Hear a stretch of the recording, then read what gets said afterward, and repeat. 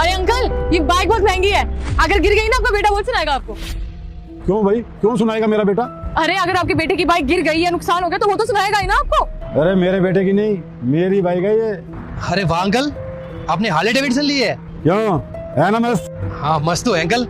ये तो 10-12 लाख रुपए की आती है ना? अरे नहीं बेटा, ये वाला मॉडल पूरे 20 लाख रुपए का है। 20 लाख रुपए?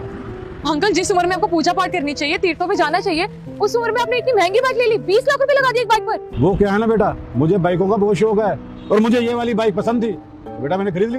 वैसे अंकल, शौक पूरे करने की भी ना एक उम्र होती है, और आपकी उम्र रही नहीं है ऐसे शौक रखने की। बेटा शौक पूरे करने की कोई उम्र नहीं होती। मैंने अपनी सारी जवानी लगा दी अपने बच्चों को पढ़ाने लिखाने में। कहाँ से खरीदता मैं उस समय बाइक, मेरे ऊपर जिम्मेवारियां ही बहुत थी।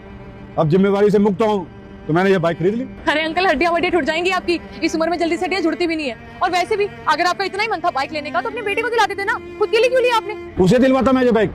अरे मैंने उसके लिए क्या नहीं किया, मैंने उसे पढ़ाया लिखाया और यहाँ तक कि मैंने उसे कामयाब बनाने के लिए अपने गाँव की जमीन तक बेच दी। लेकिन अंत में क्या हुआ, मुझे छोड़कर चला गया। अंकल कहाँ गया आपका बेटा? वो क्या है ना, वो पढ़ लिख के बहुत ज्यादा कामयाब हो गया था, इसलिए वो हमसे दूर हो गया।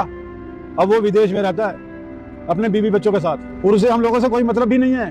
तो आप किसके साथ रहते हो? अब बेटा यहाँ पर तो मैं और मेरी बीवी रहते हैं। मैंने सारी उम्र भर की कमाई अपने बेटे के ऊपर लगा दी। अच्छा होता मैं उसे ना पढ़ाता, बस वो नालायक ही रहता, कम से कम मेरे पास तो रहता।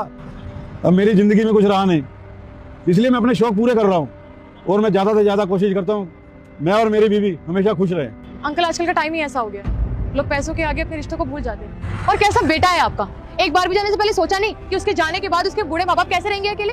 उसे अभी अपनी गलती का एहसास नहीं, अगर उसे एहसास होता ना तो मेरे पास जरूर आता वो। अरे अंकल, कोई बात नहीं, उसे एक ना एक दिन अपनी गलती का पछतावा जरूर होगा। अरे नहीं होगा उसे।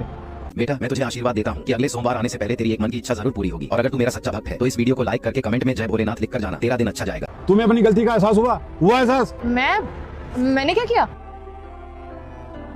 बेटा तुम भी मेरे बेटे जैसी हो, तुम्हारे लिए सब कुछ पैसा ही है। मगर मैंने किया क्या है? तुम्हें क्या लगता है मुझे कुछ पता नहीं?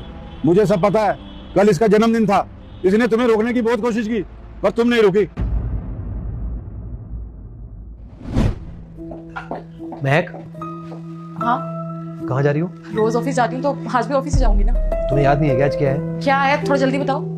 आज बर्थडे है मेरा। ओह शिट, मैं तो भूल ही गई। I am sorry, happy birthday. शाम को आके सेलिब्रेट करते हैं। अरे महक, कहाँ जा रही हो यार? आज मेरा बर्थडे है, कम से कम आज तो साथ रह लो। धीरज, ट्राई टू अंडरस्टैंड, मेरी बहुत इंपॉर्टेंट मीटिंग है और बर्थडे तो आते जाते रहेंगे ना। अगर ये डील हाथ से निकल गई तुम पता है कितना नुकसान हो जाएगा। हमेशा पैसा ही पैसा करती रहती हो। अरे थोड़ा बहुत टाइम फैमिली के लिए भी निकाल लो ना।